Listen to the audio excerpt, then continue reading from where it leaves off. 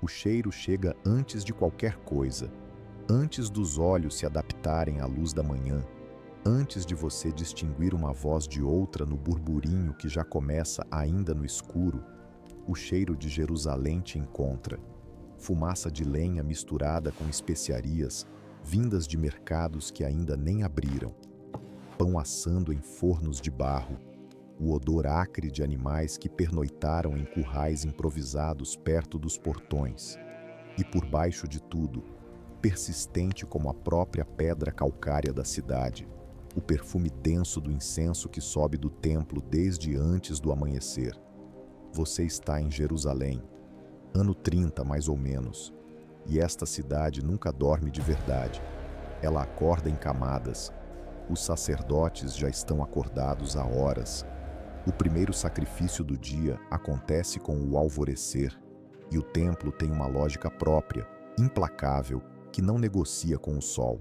E depois vêm os vendedores, que precisam montar suas bancas antes que a multidão chegue. Depois os peregrinos que viajaram dias ou semanas e mal conseguiram dormir de ansiedade, porque estar em Jerusalém, para um judeu do primeiro século, é o equivalente espiritual de tocar o centro do universo.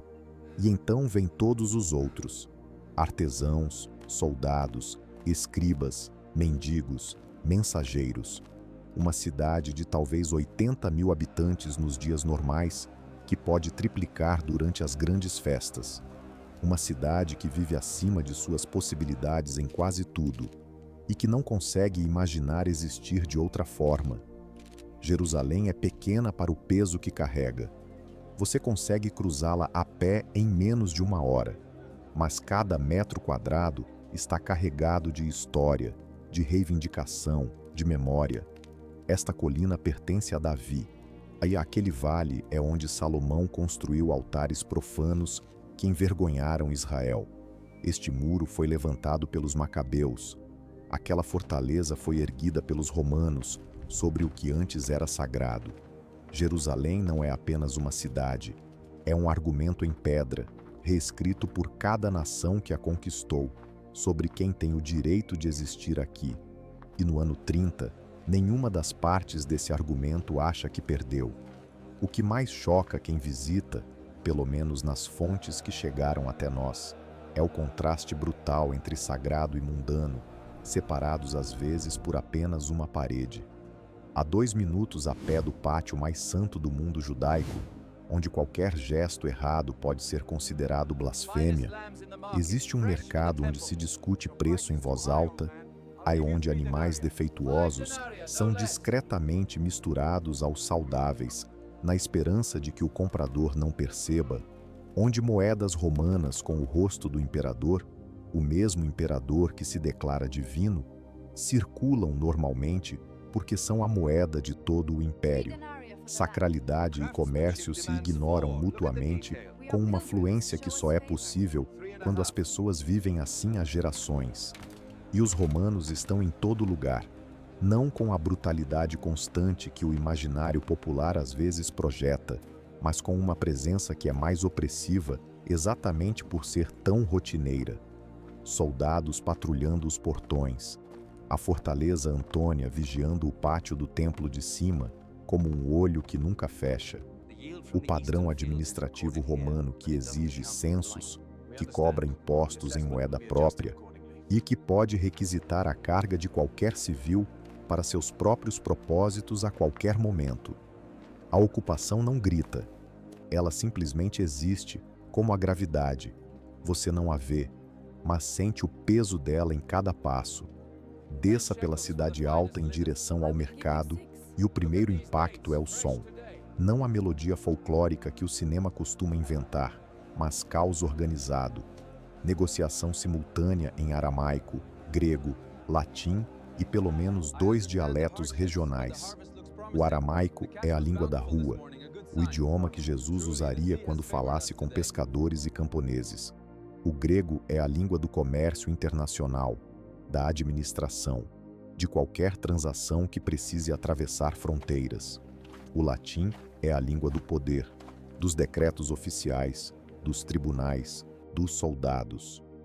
Uma única manhã no mercado de Jerusalém é uma imersão em 3 civilizações ao mesmo tempo. E a maioria dos habitantes transita entre esses idiomas com uma naturalidade que desconcertaria qualquer linguista moderno. O que se vende aqui é o mundo inteiro comprimido. Azeite da Galileia, considerado o melhor do Mediterrâneo. Tâmaras do Vale do Jordão. Tecidos vindos do Egito. Cerâmica importada do outro lado do mar.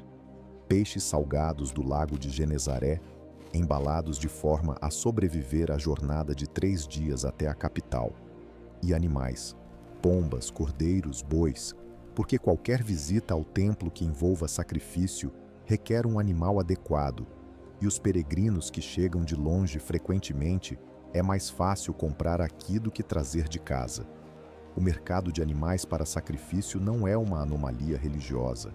É uma necessidade logística para uma cidade que funciona como metrópole espiritual de uma nação inteira.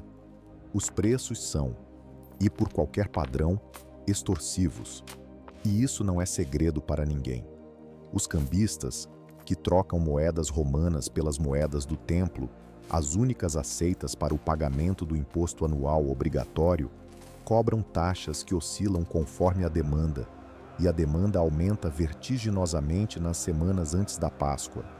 Um camponês que viajou 5 dias para celebrar a festa mais importante do ano chega a Jerusalém com economias cuidadosamente acumuladas e descobre que o câmbio vai consumir uma fatia delas antes mesmo de entrar no templo. Há registro de que rabinos pregavam contra esse sistema. Há registro de que o sistema continuava exatamente igual no dia seguinte. A divisão de classes em Jerusalém é física. Você pode lê-la na arquitetura. A cidade alta, no Planalto Ocidental, é onde vivem os sacerdotes mais ricos, os grandes mercadores e os membros do sinédrio que prosperam sob o arranjo com Roma. Suas casas têm piso de mosaico, afrescos nas paredes, banheiros rituais, os mikvaot, esculpidos na rocha abaixo dos quarteirões residenciais. Jantar na casa de um sumo sacerdote em Jerusalém, no ano 30, é uma experiência de sofisticação que não ficaria envergonhada diante de qualquer banquete romano. A Cidade Baixa, em contraste, é outra realidade. Becos estreitos, onde o sol raramente chega ao nível da rua. Habitações que abrigam famílias inteiras em 1 ou 2 cômodos. Vendedores ambulantes que dormem ao lado de sua mercadoria porque não têm onde guardá-la. O que une ricos e pobres não é igualdade, mas o templo. Todo judeu adulto masculino paga o mesmo imposto, meio ciclo por ano, equivalente a 2 dias de trabalho de um artesão. O filho do sumo sacerdote e o curtidor de couros do beco mais escuro da Cidade Baixa depositam a mesma moeda, e no dia do Yom Kippur, o dia da expiação, até o sumo sacerdote entra no Santo dos Santos vestido com roupas de linho simples, não as vestes douradas do cargo, mas tecido branco, o mesmo branco de qualquer mortalha. Naquele único dia, por um único momento, a hierarquia se dissolve diante do divino. E então, o dia seguinte começa, e tudo volta exatamente ao que era. A vida em Jerusalém é organizada em torno de uma lógica que os habitantes não precisam explicar uns aos outros, porque é o ar que respiram, pureza e impureza. Não como conceitos morais abstratos, mas como estados físicos, concretos, que determinam o que você pode tocar, onde pode entrar, com quem pode sentar à mesa. Você teve contato com um cadáver? Está impuro por 7 dias. Deu à luz? Impura por 40 dias se for menino, 80 se for menina. E então precisa de um ritual de purificação e uma oferta no templo antes de retornar à vida normal. Tem uma erupção de pele que o sacerdote classifica como zarat, o que as traduções chamam de lepra, mas que provavelmente abrangia várias condições dermatológicas.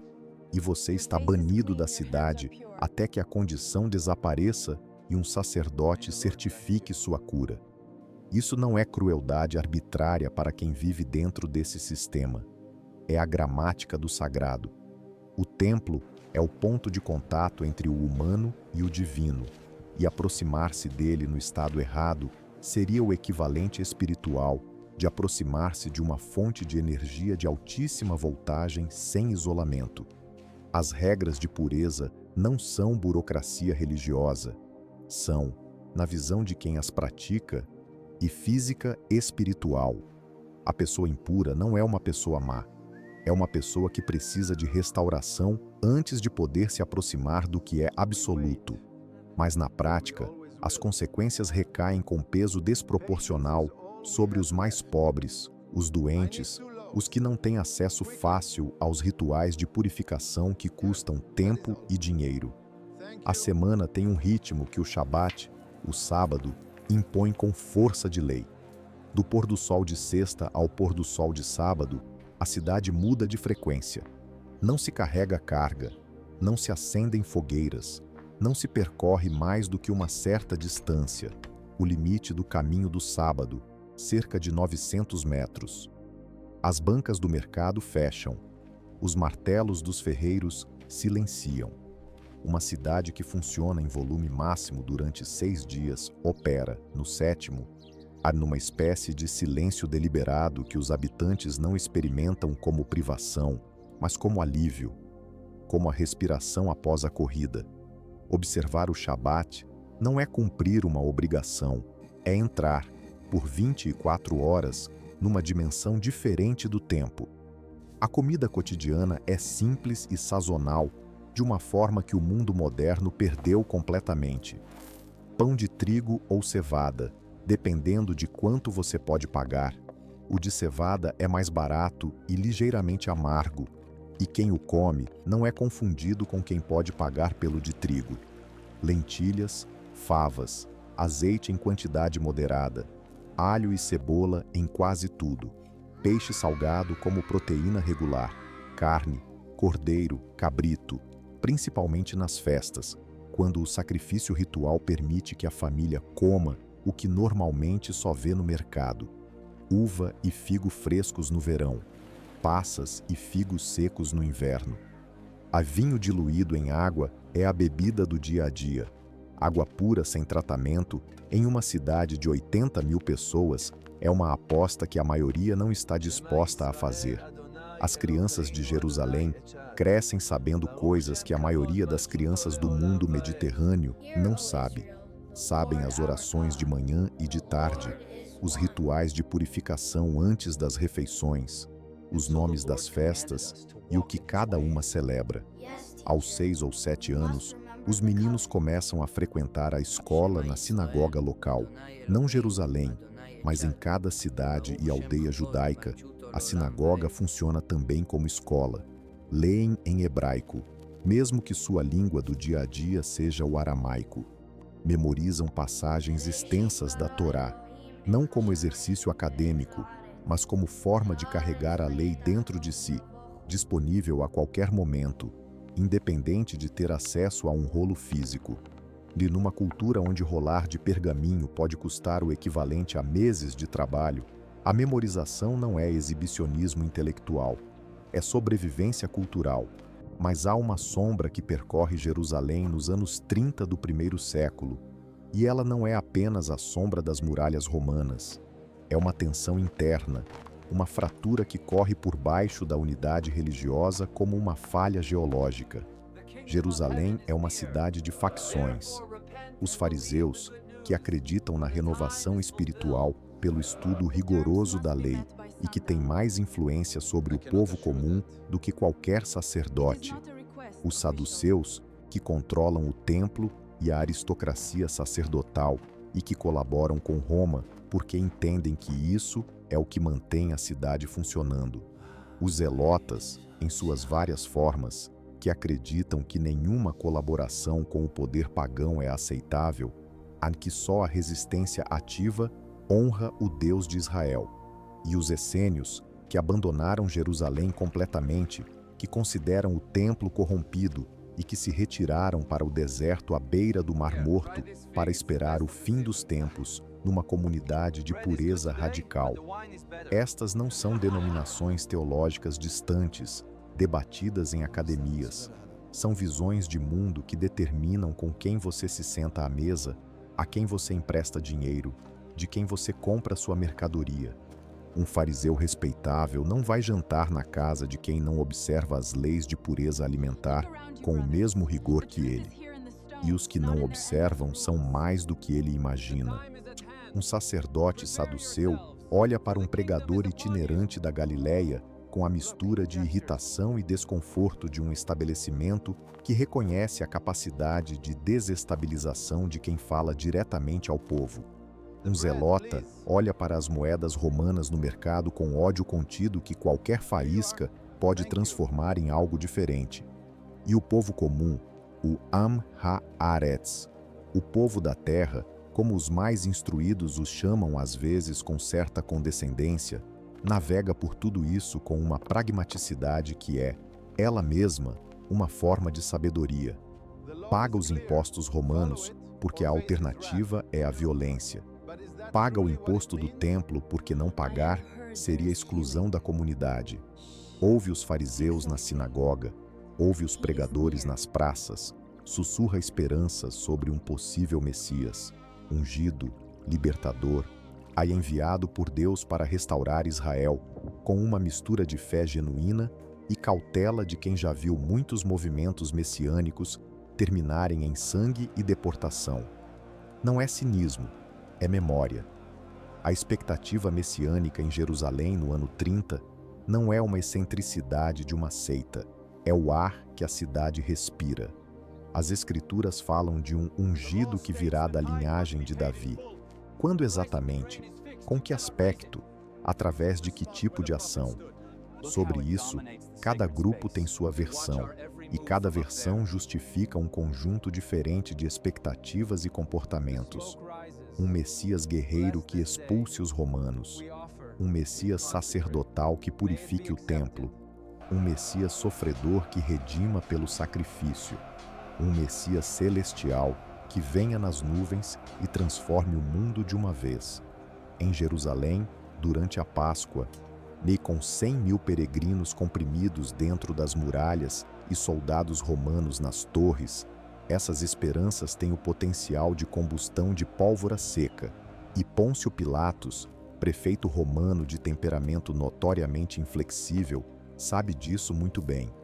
O que os habitantes de Jerusalém não conseguem ver, não porque sejam menos inteligentes, mas porque ninguém vê o futuro de dentro dele, é que a fratura está crescendo, que cada ano de ocupação deposita uma camada de ressentimento que não tem para onde ir, que os jovens que crescem sem lembrar um tempo antes dos romanos são diferentes dos velhos que lembram e que aprenderam a ceder, que os zelotas que pregam resistência nas margens vão encontrar, em pouco mais de 3 décadas, um momento em que as margens se tornam o centro, e que quando a rebelião finalmente vier, no ano 66, será tarde demais para recuar. 2000 anos depois, você pode andar sobre as pedras de Jerusalém. Algumas delas são as mesmas, o pavimento romano descoberto abaixo da Cidade Velha, as pedras ciclópicas da base do Muro das Lamentações, que são os últimos restos físicos do complexo do templo que estruturava todo o universo espiritual daquelas pessoas. Você pode andar sobre elas e calcular que os pés que pisam agora pisam exatamente onde outros pés pisaram no ano 30. A mesma pedra calcária, a mesma inclinação da colina, o mesmo sol do Mediterrâneo que aquece a tarde da mesma forma. O que desapareceu não é a pedra, é o mundo que a pedra sustentava. O templo não existe mais, foi destruído em 70 depois de Cristo, e com uma completude que os próprios romanos descreveram como absoluta. A comunidade que se organizava em torno dele dispersou-se pelo mundo inteiro, carregando na memória o que não conseguiu carregar nas mãos. O judaísmo sobreviveu, mas transformado de uma forma que os habitantes de Jerusalém no ano 30 mal reconheceriam, reorganizado em torno do texto e da interpretação em vez do sacrifício e do sacerdócio. O cristianismo nasceu desse mesmo caldeirão e foi para direções que ninguém naquele mercado barulhento poderia ter antecipado. O Islã viria depois e reivindicaria as mesmas pedras para uma terceira narrativa do sagrado. Aquela mulher que enchia sua jarra d'água pela manhã, no poço próximo à Porta das Ovelhas, não sabia que estava vivendo num dos momentos mais observados da história humana. E não sabia que o pregador galileu, que às vezes atraía multidões na esplanada do templo, seria, em poucos séculos, a figura mais influente da civilização ocidental. Não sabia que a cidade que ela conhecia, com seus cheiros, seus barulhos, suas facções, sua mistura impossível de sacralidade e sobrevivência, seria estudada, imaginada e disputada por bilhões de pessoas por 2000 anos.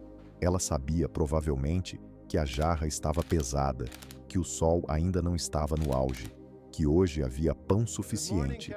Há algo profundamente humano nisso, a capacidade de viver plenamente no presente sem saber o que o presente significa, de amar uma cidade, de pertencer a ela, de construir nela uma vida inteira, sem ter a menor ideia de que essa cidade se tornaria o centro de uma contenda que duraria milênios. Jerusalém em 30 d.C.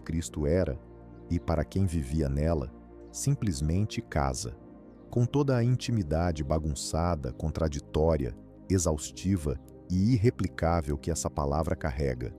E talvez seja exatamente isso, não os grandes eventos, não os personagens imortalizados, mas a experiência íntima e irrecuperável de simplesmente viver lá, que vale mais a pena tentar imaginar. A pedra ainda está lá. O peso da jarra, só quem a carregou sabe.